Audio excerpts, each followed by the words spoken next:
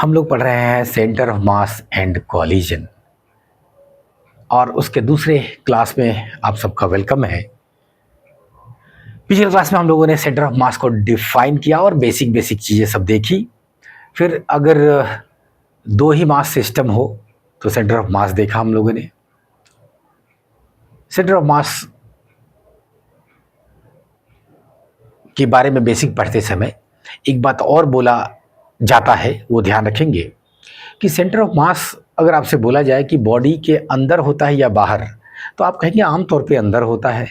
लेकिन अगर बॉडी कुछ ऐसे शेप पे है, फॉर एग्जांपल अगर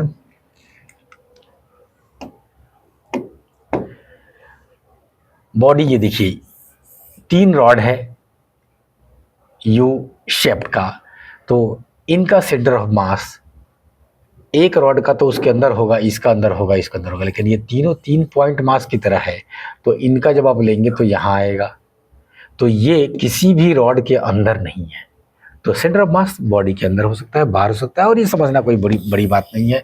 अगर ये आप रिंग ले ले तो ये रहा रिंग का वो मटेरियल वाला एरिया, और सेंटर ऑफ मास इसके सेंटर पे होगा, तो वो मटेरियल के बाहर ही तो है ना, तो एक प्रकार से बॉडी के बाहर ही तो है ना। एनीवेज, ये सारी बेसिक चीज़ें हम लोग सीखे पिछले क्लास में और न्यूमेरिकल्स लिए।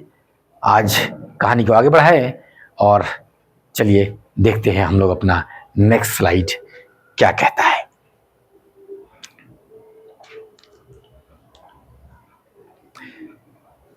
सिमेट्रिकल बॉडीज का सेंटर ऑफ मास। चलिए, अब ये भी रॉड की बात हो रही थी, उसी से शुरू करते हैं। अगर रॉड है, ठीक, तो इसका जब तक बोला नहीं जाए आपको वेरिएबल डिस्ट्रीब्यूशन नहीं लेना है मास का, इक्वल डिस्ट्रीब्यूशन लेंगे, तो आप देख सकते हैं सिमेट्री से कि इसका मिड पॉइंट पर ही आएगा, और आप कैलकुलस से भी यूज करके निकालेंगे तो मिड पॉइंट पे ही आएगा।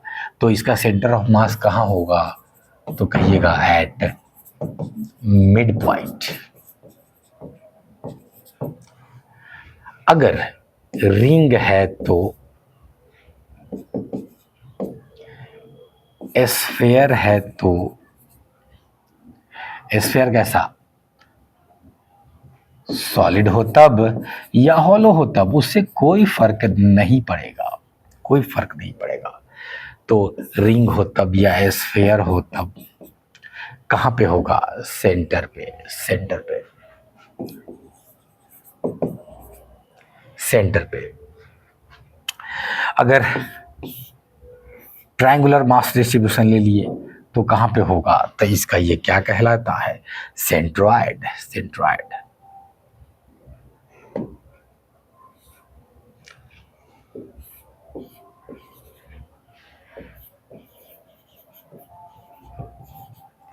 सेंट्रॉयड, ठीक।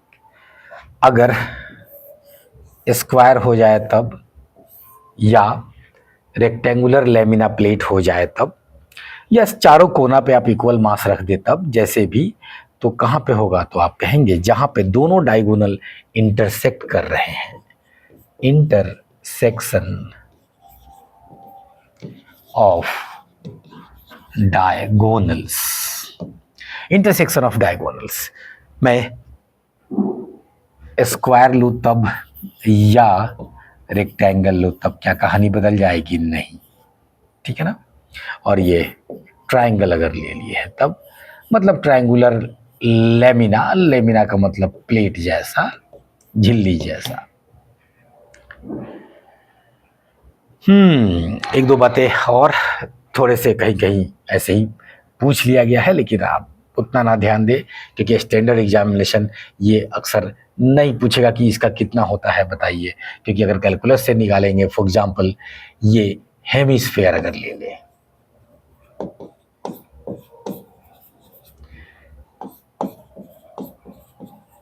हॉलो अगर लेते हैं तब, हेमिस्फीयर सॉलिड लेते हैं तब, अब इसके में फर्क पड़ जाएगा, क्योंकि हॉलो में मास डिस्ट्रीब्यूशन आप देखें अंदर में सब जगह कहीं नहीं है, केवल सरफेस वाले जगह पे है। हॉलो सॉलिड में सब जगह है, तो शिफ्टिंग हो जाएगी। तो हेमिस्फीयर की बात करें तो R/2 पे हो जाएगा, ये रहा हेमिस्फेयर, ठीक। तो r/2 किधर होगा, y की तरफ, ठीक, एपेक्स की तरफ। अगर आप ऐसे रख रहे हैं तो मास का डिस्ट्रीब्यूशन आप दोनों तरफ सिमेट्री से देखिए तो ऊपर की तरफ चढ़ेंगे आप, ठीक है ना। तो r/2 पे सॉलिड है अगर तो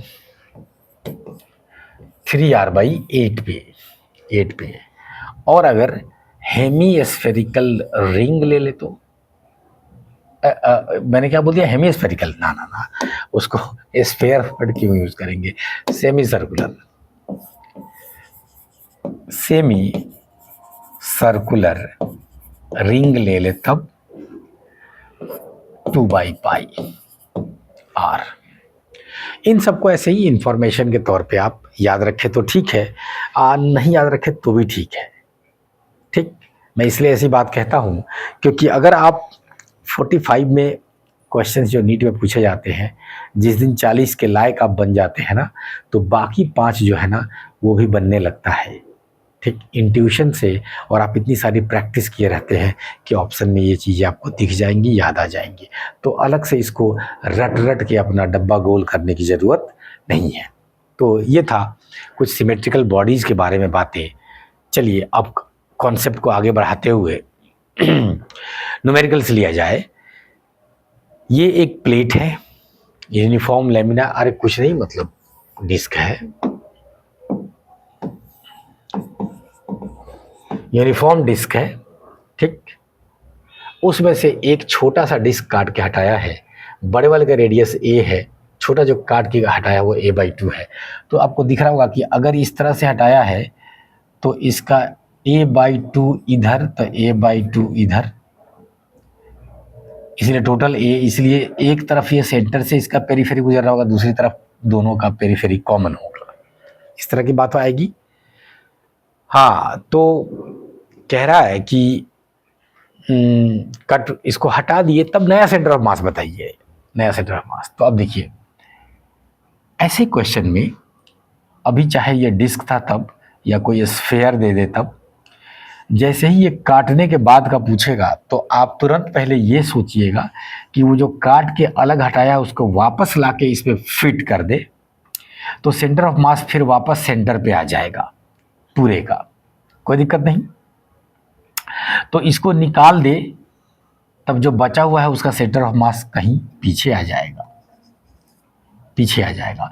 मान लिए पहले वाले सेंटर से x दूरी पे आ जाएगा।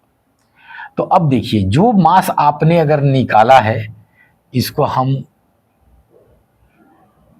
m2 ले ले, और जो मास बच गया है उसको m1 ले ले, ठीक।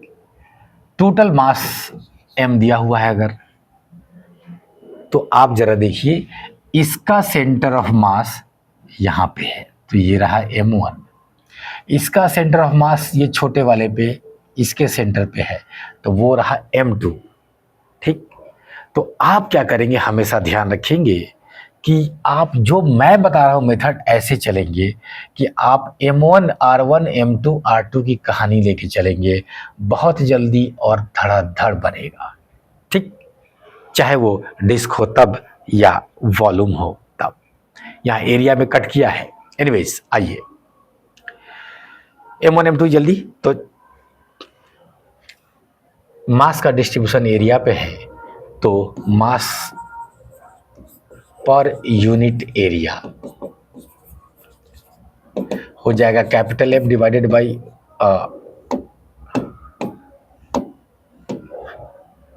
पाई r स्क्वायर, इसका a है तो a स्क्वायर, ठीक। इसलिए अब आप कहिए m1 जरा देखिए, तो m1 मास पर यूनिट एरिया इनटू उसका एरिया पाई a/2 का होल स्क्वायर, तो a²/4, ठीक है ना। पाई से काटिए, पाई a² काटिए, ये कैपिटल M/4 हो गया। जैसे ही आपको ये पता चल गया तो जो बचा हुआ मास m2 है वो कितना हो जाएगा, तो m/4 को घटा देंगे m में से, तो 3m/4 बच जाएगा। पता चल गया हमको m1 m2। अब तुरंत ये x हमको पता चल जाए तो मैं बता दूं कि नया सेंटर ऑफ मास कहाँ पे होगा, पुराने सेंटर ऑफ मास से कितनी दूरी पे होगा, कितनी दूरी है। Find position centre of mass as shown in the figure, is small disc of the radius a/2 is cut from the disc. ठीक, सेंटर ऑफ मास बताना है, हम x का वैल्यू निकाल लेंगे, ठीक है ना, और बोलेंगे पहले वाले सेंटर से इतनी दूरी पे होगा, ठीक, लेफ्ट साइड में। एक तो ये बात है। अगर कोई कहे कि नहीं ओरिजिन यहाँ ले लीजिए तो कुछ नहीं, ये पूरा a था उसमें से x को घटा देंगे तो ये वाला बच जाएगा। तो ये तो सिंपल बातें हो गई। अब आइए यहाँ पे आप कहेंगे नाउ m1 r1 बराबर m2 r2। m1 जो भारी वाला है वो आया है 3m/4, r1 जो है वो x हमें लेना है, वही तो निकालना है, और m2 आया है m/4, और इसका दूरी कितना होगा सेंटर से, तो a/2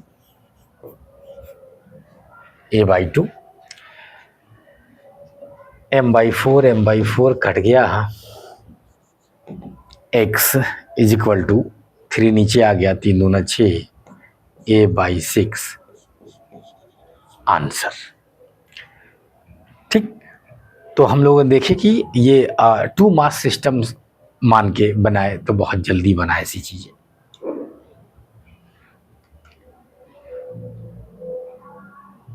थोड़ा सा उसी क्वेश्चन में ट्विस्ट लाके एक और क्वेश्चन, 2 सेंटीमीटर रेडियस का कट किया जा रहा है डिस्क से, एक बार फिर से वही लैमिना है, कुछ नहीं, और उसका रेडियस 6 है। If the distance between their centres, अच्छा इस बार कहाँ से काटा गया है ये नहीं बोल रहा है। ठीक,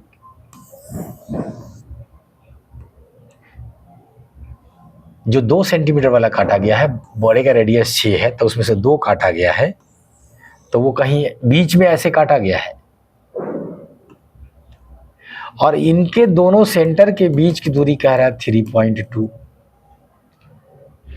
what is the shift in the centre of mass of the disc? अगर काट के इसको निकाल लिया गया तो नया सेंटर ऑफ मास यहां कहीं आ जाएगा,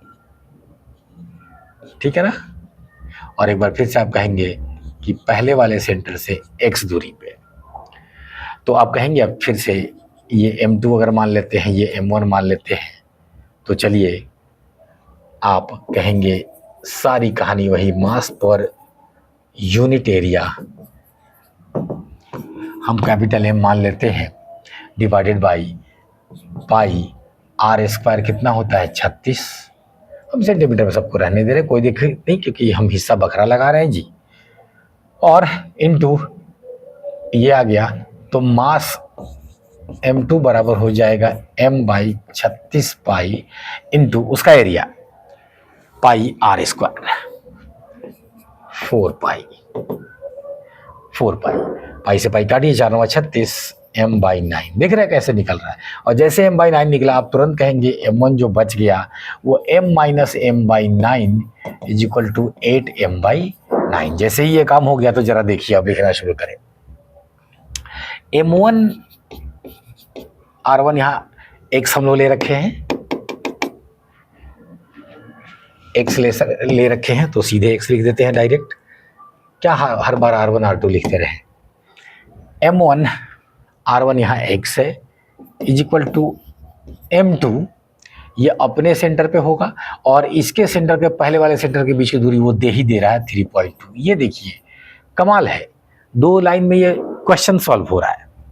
ठीक, m1 जो है 8 m/9 x, m2 जो है ये m/9 3.2, m/9 काटिए, x is equal to 3.2 divided by 8 is 0.4 centimetre है, तो हाँ सेंटीमीटर है आंसर। यही शिफ्ट है, पहले दोनों का मिला के यहां पे रहता। ठीक, अब इसको निकाल लिए तो शिफ्टिंग x हो गया, और कितना हुआ वो 0.4 सेंटीमीटर, 0.4 सेंटीमीटर। आइए अब अगले टॉपिक की तरफ बढ़े, अगले टॉपिक की तरफ चला जाए। तो सेंटर ऑफ मास निकालना जितना मैथमेटिकली इजी दिखा आपको, और ज़्यादातर क्वेश्चंस में आपको सिमेट्रिकल बॉडीज ही पूछा जा रहा होगा, चिंता ना करें। हाँ, लेकिन अगर रिजिड बॉडी को थोड़ा ऐसा टेढ़ा टाढ़ा कर दिया जाए तो मामला कॉम्प्लेक्स हो सकता है, ठीक। फिर बड़े बड़े कैलकुलस के ज्ञानी भी उसमें हाथ खड़ा कर देंगे। एनीवेज, आपको फिजिक्स पढ़ाया जा रहा है, ठीक, मैथमेटिक्स नहीं।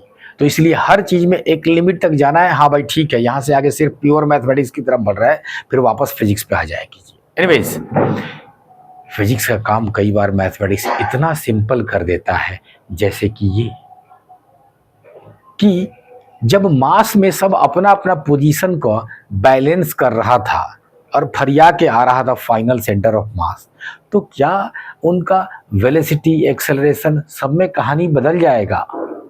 बिल्कुल नहीं, बिल्कुल नहीं। तो कितना काम आसान हो गया कि आप वेक्टोरियली जैसे सबका पोजीशन देख रहे थे, x1, x2, x3, तो यहाँ पे सबका वेक्टोरियली उनका क्या कहते हैं, वेलोसिटी देखिए विथ डायरेक्शंस एंड एवरीथिंग। तो v1, v2, v3, तो m1, v1, m2, v3, ठीक, considering as a vector equation. तो motion of centre of mass में velocity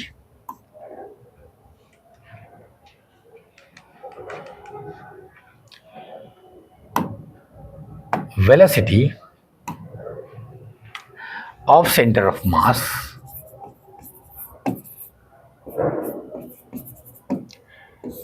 V center of mass is m1 v1 plus m2 v2 plus m3 v3, likewise बढ़ते जाइए n number तक। तो m1, m2, m3 likewise. बस ध्यान क्या रखना है, जो वहाँ पे बोल रहे थे पिछले लेक्चर में, कि आपको ये ध्यान रखना है कि जैसे वहाँ पे कह रहे थे कि x1, x2, x3 vector consideration है, तो यहाँ पे भी v1, v2, v3 vector consideration है, वेक्टर कंसिडरेशन है। क्लियर? तो इसी प्रकार अगर एक्सेलरेशन की बात हो जाए सेंटर ऑफ मास का, तो आप कहेंगे acceleration of centre of mass is m1a1 plus m2a2 plus m3a3 m1 plus m2 plus m3। Simple simple simple. तो वेलोसिटी, एक्सेलरेशन की बात, जल्दी से कुछ न्यूमेरिकल ले लिया जाए प्यारा प्यारा सा। अब तब हम लोग आते हैं ये वाली बात कि सेंटर ऑफ मास का जो मोशन हो रहा है, आप जो न्यूटन्स लॉ ऑफ मोशन पढ़ रहे होते हैं, F बराबर ma, क्यों वहाँ पे आप बार बार एक्सटर्नल एक्सटर्नल बोल रहे होते हैं? कुछ कहानी है इससे। चलिए आते हैं इस पे थोड़ी देर बाद। एक क्वेश्चन लेते हैं। दो ब्लॉक है 5 kg का और 2 kg का, फ्रिक्शनलेस सरफेस पे रखा हुआ है और एक स्प्रिंग से कनेक्ट किया गया है। बहुत बढ़िया, रख दीजिए।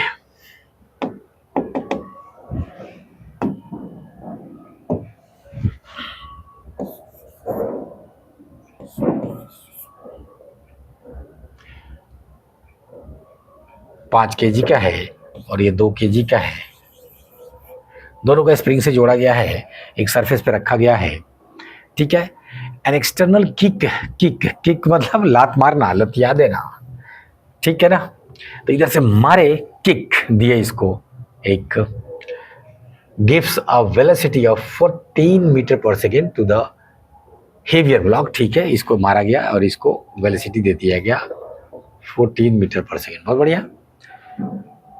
Calculate the velocity gained by the centre of मास। देखिए देखिए, एक मिनट, इसमें जब आपको कुछ बोला ही नहीं कि कब वाला पूछ रहा है, तो इसका मतलब ये शुरुआत वाला पूछ रहा है।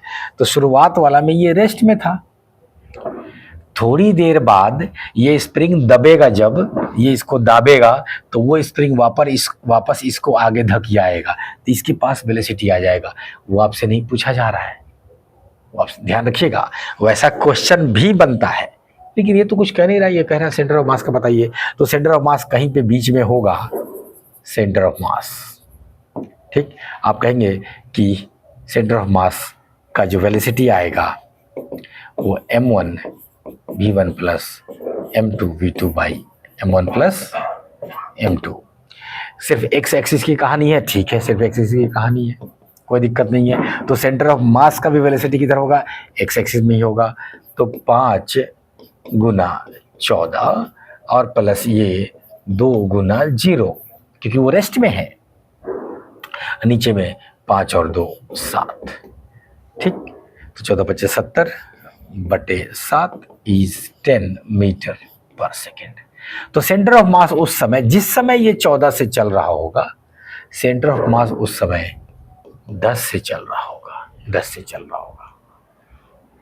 ठीक, एक और वैसा ही question, find the velocity of centre of mass of the system shown in the figure. बस फर्क क्या है पिछले क्वेश्चन से और इसमें, कि इसमें 2 एक्सिस लेना है, तो ले लीजिए ना, कौन सी बड़ी बात है।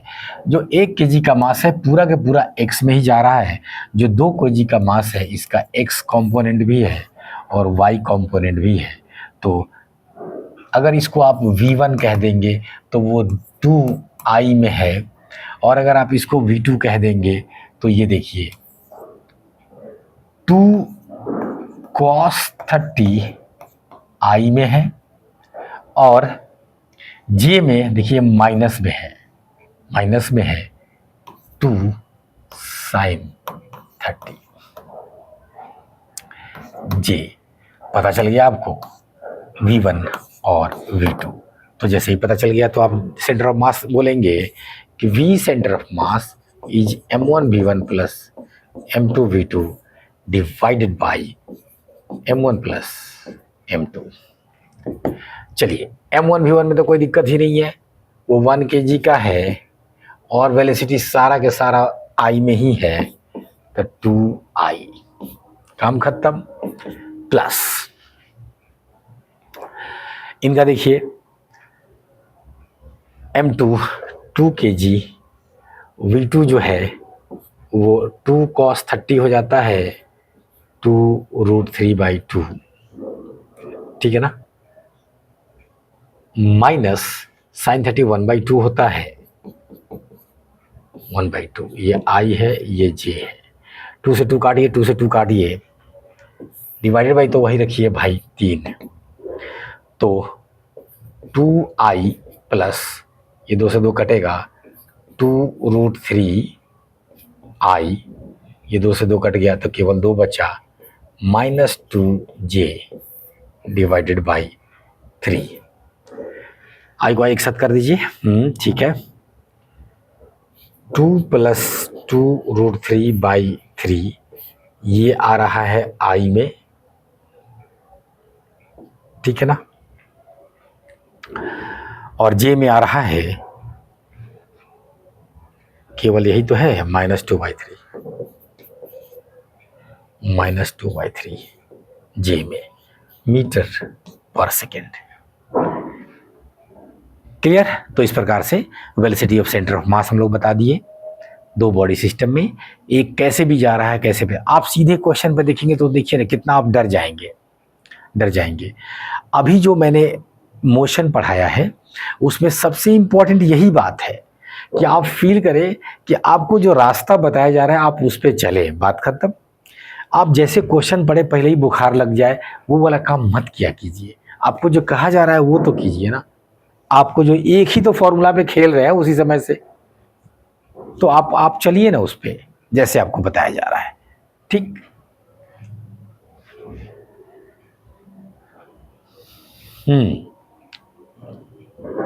एक और क्वेश्चन उसी पर, acceleration of the centre of mass of the particles by neglecting the effect of air resistance. 2 particle हैं m1 m2, टावर से फेंका गया, पार्टिकल m1 को वर्टिकली डाउनवर्ड फेंका गया, m1 को वर्टिकली डाउनवर्ड फेंका गया और u से फेंका गया, ठीक है, u से फेंका गया। और m2 जो है उसको हॉरिजॉन्टली फेंका गया और स्पीड सेम है। तो acceleration of the centre of mass of the system पूछा जा रहा है, और एयर को नहीं लेना है। ठीक है बाबा, एयर को नहीं लेना है। चलिए, दूसरा जो मास है वो इसको हॉरिजॉन्टल प्रोजेक्ट किया गया यू से ही, ठीक है, कोई दिक्कत नहीं, और पूछा जा रहा है। तो इसका तो ट्रेजेक्ट्री यही होगा, सीधे नीचे गिरेगा। इसका ट्रेजेक्ट्री कुछ इस तरह से होगा, इस तरह से होगा, और तब यहाँ आके गिरेगा ये। एक्सेलरेशन की बात कर रहा है, तो अब जरा देखिए, दोनों बॉडी पे फोर्स तो एक ही लग रहा है, फोर्स ड्यू टू ग्रेविटी, और वो किधर लग रहा है? नीचे की तरफ, वाई डायरेक्शन में। काम आसान हो गया। तो m1a1 plus m2a2 divided by m1 plus m2 करना है, खेल खत्म हो जाएगा। चलिए, तो ये जरा देखिए, centre of mass, acceleration of centre of मास जो होगा वो m1a1 plus m2a2 divided by m1 plus m2, और जाहिर सी बात है वेक्टर का ध्यान रखते हुए। तो एक्सेलरेशन आप इस बॉडी का देखें, अगर a1 आप कहेंगे तो ये किधर है? नीचे की तरफ है, ठीक, माइनस जे की तरफ है। तो कितना है? तो g है, j minus g, j cap, ठीक। दूसरा बॉडी पे भी तो फोर्स वही लग रहा है, सेम ही लग रहा है, एक्सेलरेशन हॉरिजॉन्टल डायरेक्शन में 0 0, तो इसलिए a2 भी नीचे ही की तरफ लग रहा है, माइनस जी, जे कैप। चलिए, तो आप कहिए m1 कुछ वैल्यू नहीं दे रहा है,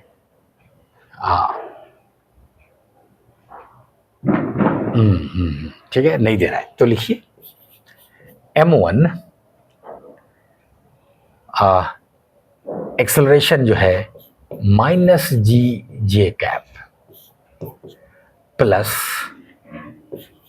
m2 acceleration minus g, j cap divided by m1 plus m2।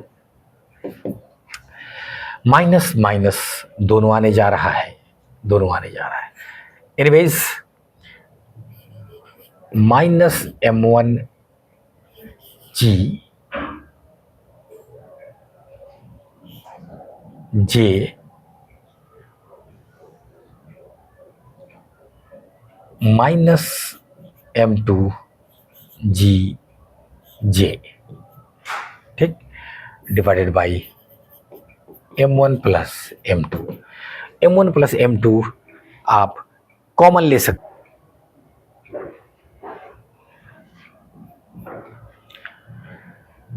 तो माइनस जी कॉमन ले लीजिए, जो एक्सेलरेशन है माइनस जी, जे बाहर ले लिए, तो अंदर में बच गया m1 प्लस m2। आपको दिख रहा होगा कि दोनों कटने जा रहा है, माइनस जी कॉमन बाहर ले लीजिए, m1 प्लस m2 अंदर बचा, m1 m2 कट गया। एक्सेलरेशन वही आया जो किसी एक मास का आता, वही सेंटर ऑफ मास का होगा, वही सेंटर ऑफ मास का होगा, ठीक है ना, क्योंकि सब के सब पे एक ही एक्सेलरेशन लग रहा है। कौन? Acceleration due to gravity, acceleration due to gravity.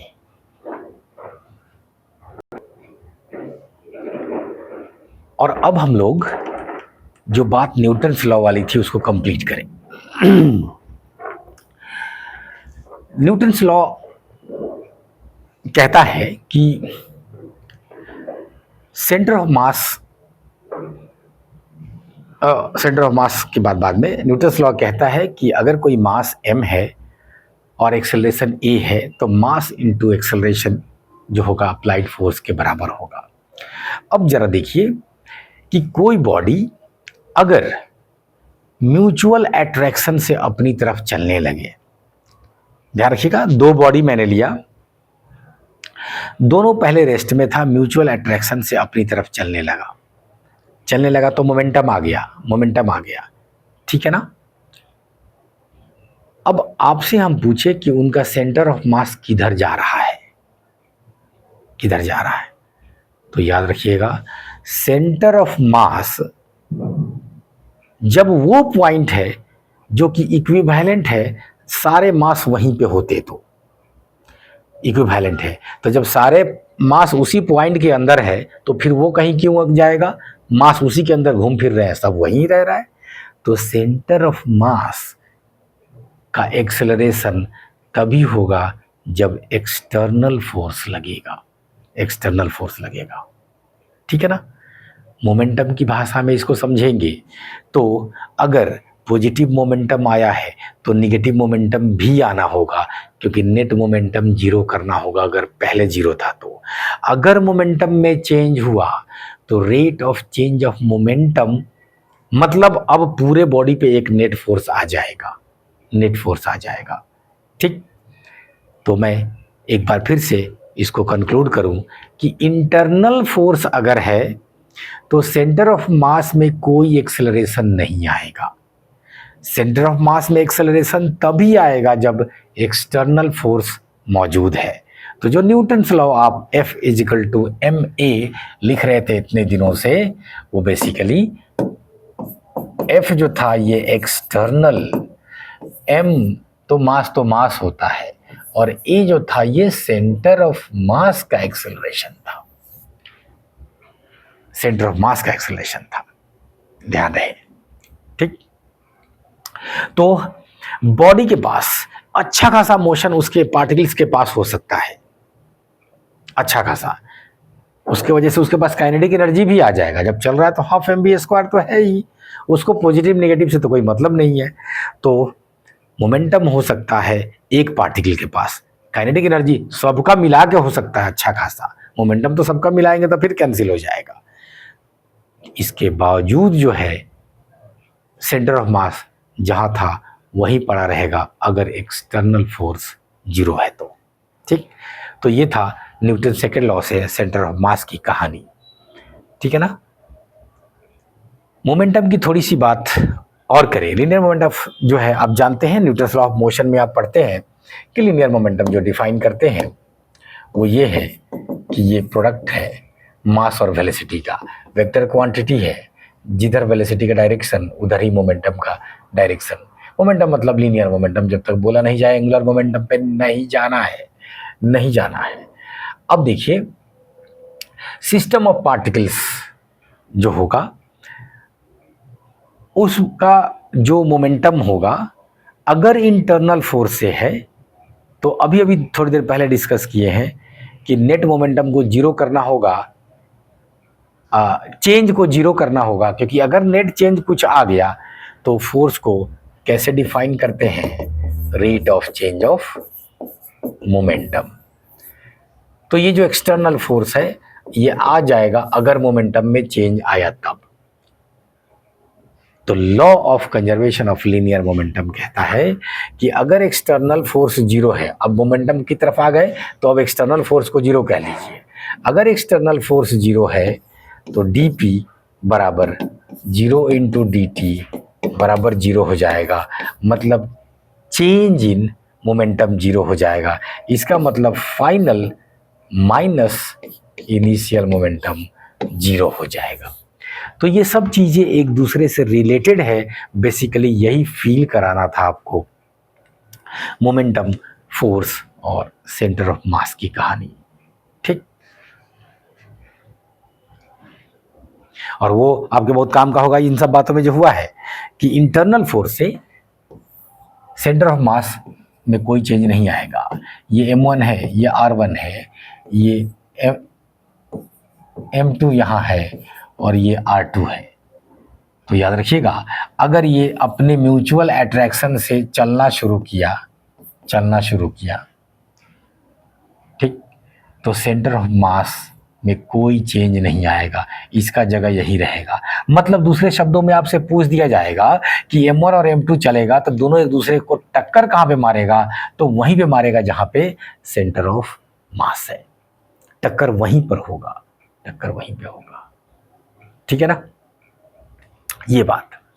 अच्छा, तो इसका ये भी मतलब हुआ कि अगर m2 हल्का है, m1 बड़ा है, जैसा कि यहाँ पे दिख रहा होगा, तो किसी दिए हुए टाइम में, अगर इनको हमने फ्री छोड़ दिया चलने के लिए एक दूसरे की तरफ, तो किसी दिए हुए टाइम में जो भारी होगा वो कम चलेगा, ठीक, जो हल्का होगा वो ज़्यादा चलेगा, ज़्यादा चलेगा, तब न सेंटर ऑफ मास पे पहुंचेगा।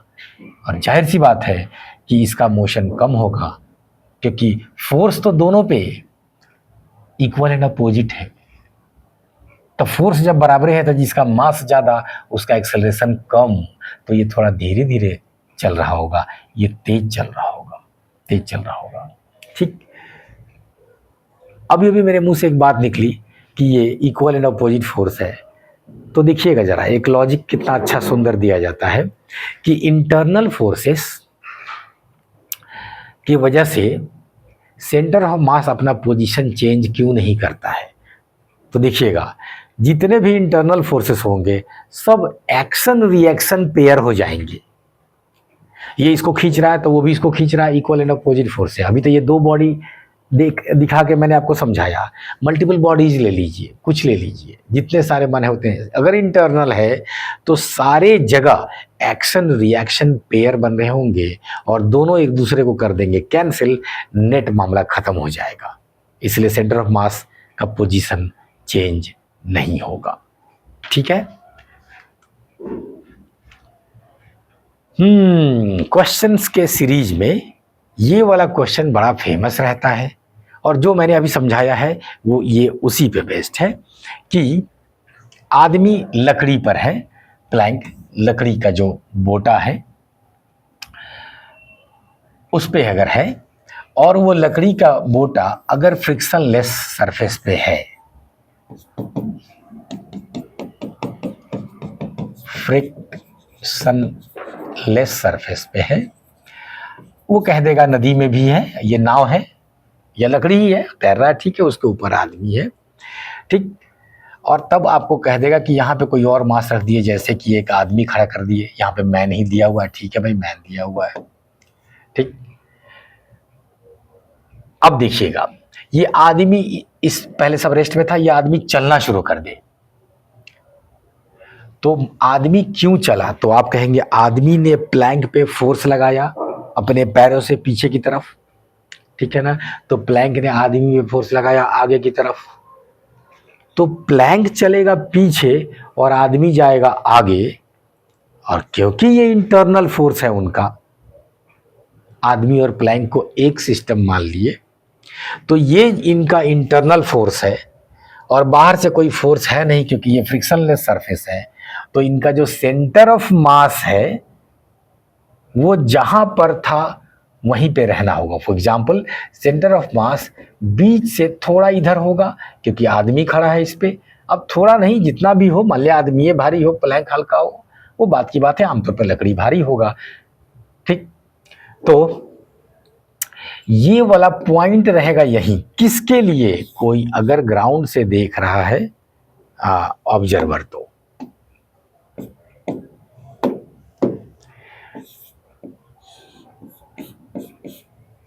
ऑब्जर्वर अगर ग्राउंड पे है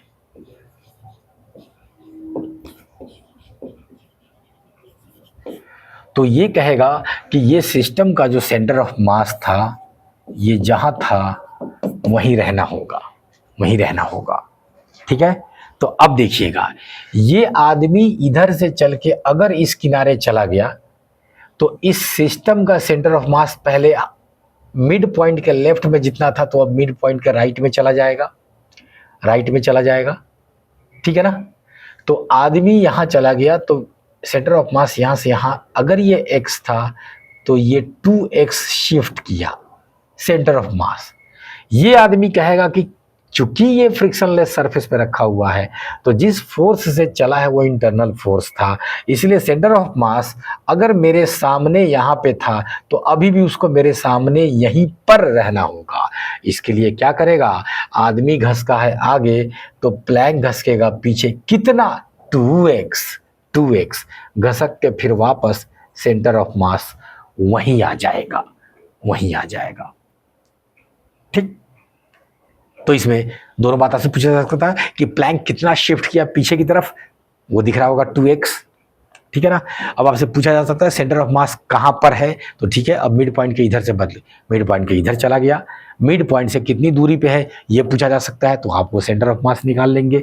प्लैंक का पूरा मास उसके मिड पॉइंट पे ले लेंगे और आदमी का एक किनारे पे ले लेंगे और उसका M1 M2 कर देंगे, R1 R2 कर देंगे। ठीक, तो सेंटर ऑफ मास बता सकते हैं, शिफ्ट बता सकते हैं, ये सारी बातें हो सकती है। तो ध्यान रखेंगे इसमें कि एक्सटर्नल फोर्स अगर जीरो है तो सेंटर ऑफ मास ग्राउंड के ऑब्जर्वर के लिए वो बोलेगा कि उसको रेस्ट में ही रहना होगा। ठीक, इसलिए आदमी जाएगा आगे तो प्लैंक घसकेगा पीछे पीछे। तो मैन प्लैंक प्रॉब्लम, इस तरह की बातें हो रही होंगी। क्वेश्चन में जो है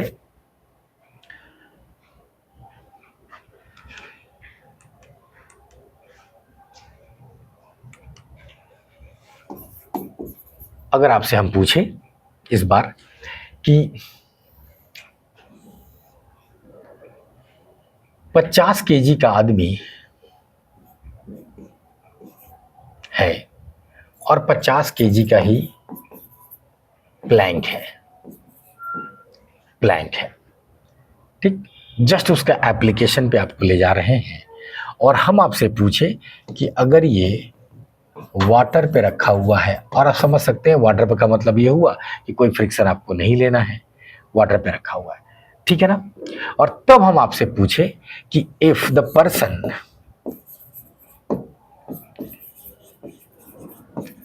वॉक्स up to the mid point,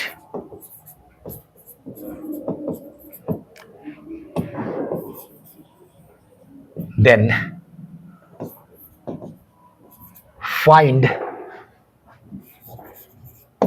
the shift of plank